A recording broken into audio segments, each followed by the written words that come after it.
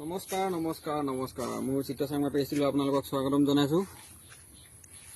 সৰু অনুভৱ এটা ব্যক্ত কৰিবলৈ আহিলোঁ। সৰু সুৰা বস্তু এটা বনাইছিলোঁ, কাঠৰ কাম এটা হাতত ল'লোঁ।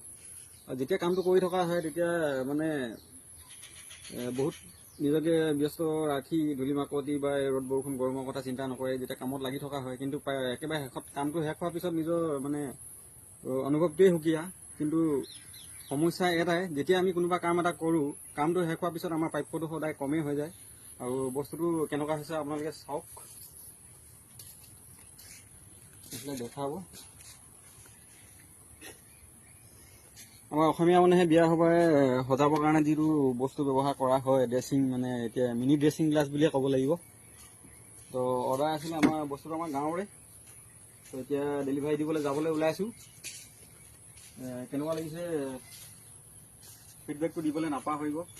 আপোনালোকৰ মতে এই বস্তুটোৰ মূল্যটো কিমান হয় সেইটো জনাবলৈ নাপাহৰিব, কমেণ্ট কৰি জনাই দিব তলত।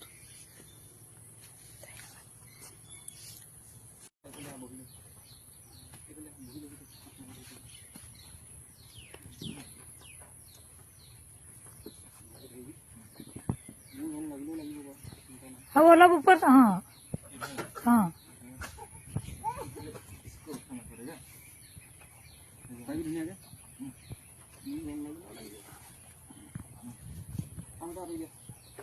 चढ़ा रहा है भी ना।